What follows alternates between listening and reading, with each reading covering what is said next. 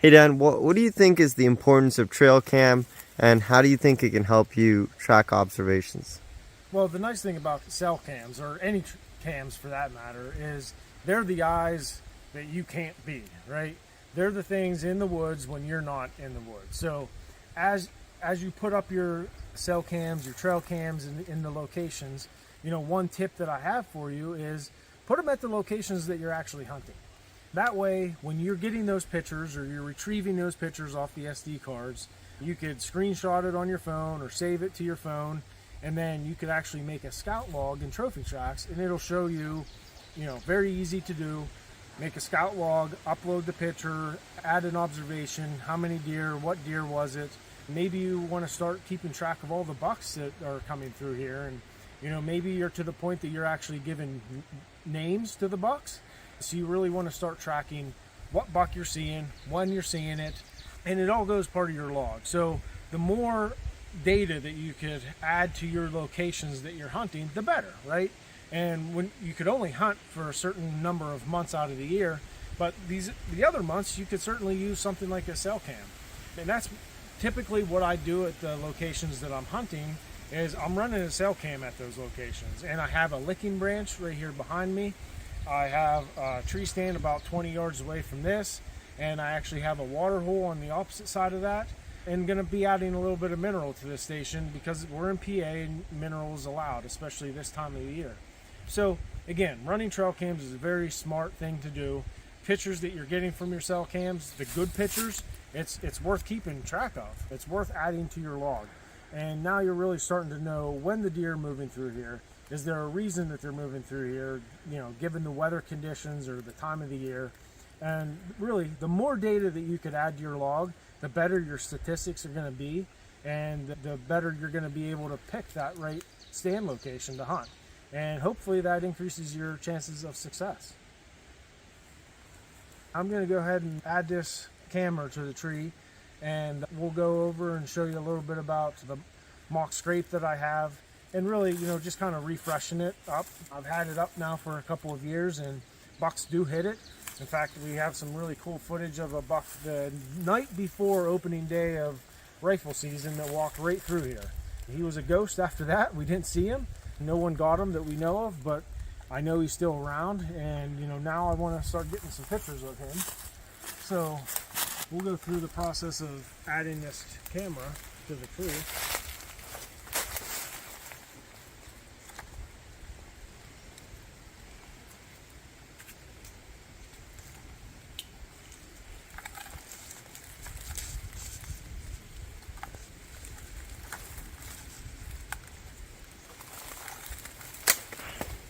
And I always like to have the camera, above my head level, and then I often put a stick behind it to kind of angle it back down. And really, the other tip that I have is use a tree that kind of hides the silhouette of the camera. So you don't want to hang your camera on something like really, really skinny. The bigger the tree, actually, the better. And the other tip is to make sure it's facing south, right? Because if you're facing in a southerly direction, you're getting the sun all day, and you're not really getting the sun directly into the camera. Sometimes you see whiteouts or washouts of the camera. That's a reason why that happens. If you're facing the wrong direction, if you're facing the east, you're going to get that sunrise in the morning. Same thing if you're facing the west, you'll get that sunset in the evening. So the best direction to put it is south, but that's not always the case. Do your best, but I always really like to use locations that are facing southerly, if at all possible.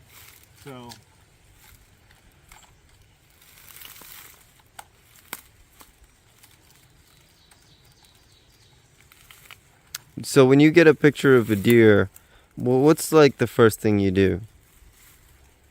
The first thing that I do is see, is this a morning picture? Is this an evening picture? Is it in daylight or is it in dark? And if it's in dark, I'm really not that worried about it if it's in dark, because you can't hunt in the dark. But if it's a daytime picture and it's a buck that I'm after, I'll screenshot it on my phone so it'll save to my gallery. And then the very next thing I'll do is I'll go to TrophyTracks I'll start a scout log at that location. So my location will already be pinned. If you don't have the location pinned, that's a good time to pin the location on the home screen first. But then I create a scout log at that location, begin, kind of a hunt, and I'll add an observation at the date and time that the camera says, and I'll also upload the picture to the log, and I'll hit save hunt. Very easy to do, very simple. It only takes about 30 seconds total to do. But the nice thing is, especially with Hunt Pro, you could dig deeper into the locations that you're hunting. So for example, I could pick this location and I could start to see a pattern of movement, what time of the day things are moving, how it relates to the weather patterns, and really then I could dig deeper into all those logged items from this hunt or from this location, and then I could see the pictures, live there on my phone. So instead of searching through every camera or every SD card or all your hard drive on your computer, TrophyTracks makes it a very easy way to retrieve those images that you're looking for.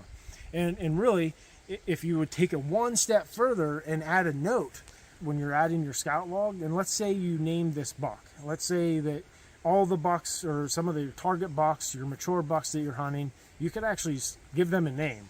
And when you choose the name in TrophyTracks, if you wanted to, then you could go and search on that name, and it'll give you all the logs that show up with that name in it. So just kind of another quick tip that we see a lot of folks doing is actually naming their animal. So pretty cool idea.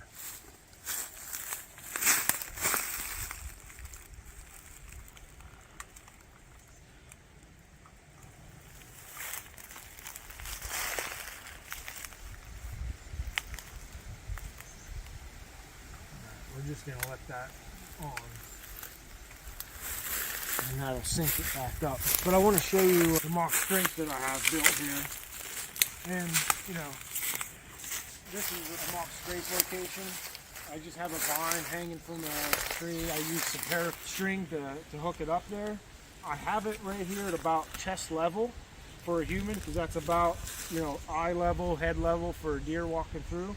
I probably could have used a little bit of a thicker diameter licking branch, but this seems to be fine. The deer are using it. I really don't want to touch it myself and put any of my oils on it, but the deer will come through here and they'll use this.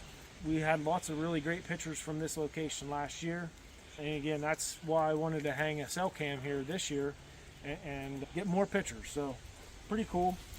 Not really much I need to do here.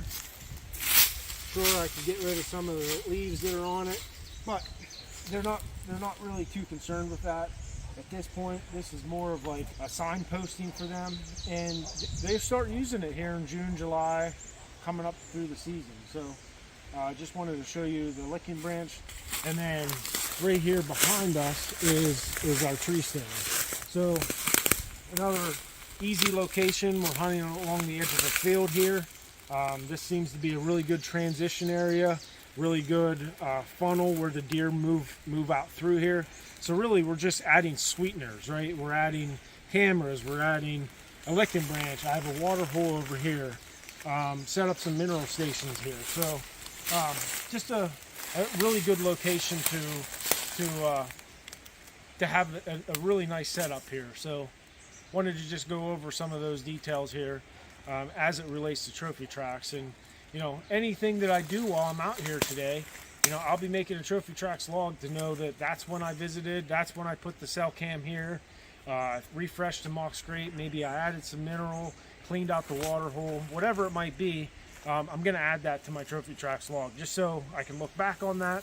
I could know when I visited each of my stand locations, and just kind of general maintenance here in middle of June, beginning of July.